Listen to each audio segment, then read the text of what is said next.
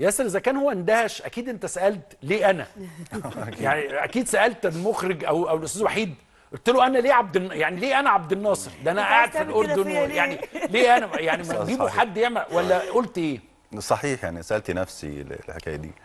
و يمكن دائما الاستاذ وحيد خياراته بتكون عبقريه، وبالتالي التحدي بتاعه دائما في طرح الشخصيات واختيار الشخصيات اللي بتكون تقدم الادوار في نصوصه، بيكون شايف حاجه احنا مش شايفينها والاخرين مش شايفينها. يمكن انا ما كنتش شايفها، يمكن حد ممثل مش شايف نفسه في الدور ده، ولكن الاستاذ وحيد دائما يرى، يعني كمفكر وككاتب وكفنان عبقري، متاكد هو لمس حاجه يمكن من الاخرين او انا ما لمستهاش.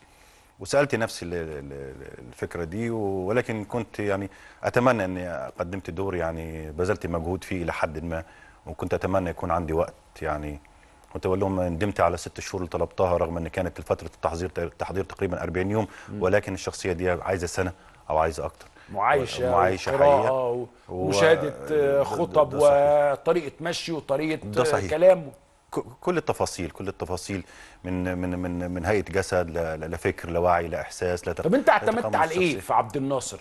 في شكله اعتمدت على ايه؟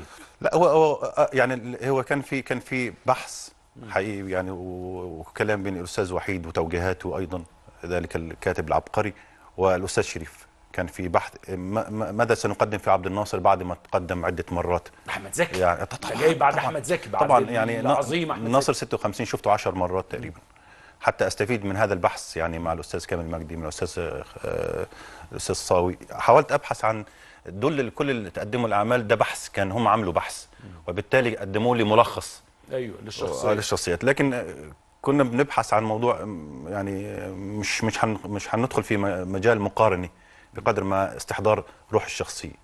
طب انت ما سالتوش انت ليه جايب ممثل اردني يعمل عبد الناصر؟ يعني طبعا اكيد انا قريت ان كان في حد قاعد عشان اللكنه وطريقه الكلام، وانت ما لحنتش خالص بصراحه، يعني ما فرقتش من بقك. احنا بنتفرج على عبد الناصر المصري اللي بيتكلم مصري عادي، ما فرقتش معاك مره. يعني قالت الاستاذ صابرين والاستاذ نضال قالوا حاجه، عندنا نص كامل، وكلما اتسعت الرؤيه ضاقت العباره، فالرؤيه كبيره في النص، وبالتالي كان معطيني يعني كافه الابعاد للشخصيه، قربني للشخصيه كتير. ولكن كان في البحث في داخل تحت السطور يعني كيف كان يتكلم عبد الناصر في المكتب، في الغرف، في الاجتماعات. الجمهور ده مش عارف الحكايه دي، ولكن حاولنا ان نصل الى تفاصيل. ما اقولش الممثلين اللي قدموا الشخصيه بكل احتراف انهم ما تكونتش عندهم الحاله دي، ولكن يمكن المشهد نفسه كان بياخدك للحاله. طب انت بتحب عبد الناصر؟ طبعا. انت من محبين اصله يعني طبعا. اللي يعمل عبد الناصر لازم يحبه، لانه الاختلاف في وجهه النظر او القبول فيها لا يعني انك ما تحب الشخص. لا انا فاهم عملاق، بس اقصد انه يعني علشان تقدر تندمج طبعا في الشخصيه لازم تكون بتحبها. يعني في ناس بتحب عبد الناصر، في ناس بتحبه. لا شك. انا يعني كمواطن عادي يمكن يعني ما عنديش تفاصيل كتير عن الزعيم المرحوم جمال عبد الناصر، ولكن عندي معلومات عامه زي ما الشعب عنده. ولكن بعد ما الشخصية وكلت لي بحثت الكثير وعشقت الشخصية حقيقة، وقلت أنا في وقت إنه لو ما حبيتش الشخصية ما كنتش عملتها. شخصيات زي دي ما بتخرجش منها يعني، وأنت بتصور أكيد عايش جواها على طول يعني.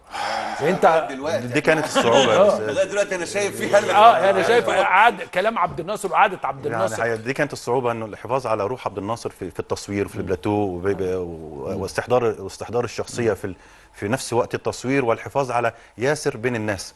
يعني كياسر بين الناس مش عايز تتعامل انت كشخصيه عبد الناصر مع الكل، ولكن الفصل ده كان صعب جدا، انه تتعامل مع صديقك او مع المخرج او في ياسر، ولما تقول اكشن خلال الحاجه دي الادرينالين يرتفع الى المليون، وبالتالي تستحضر الحاله في اسرع وقت. لا وحقيقي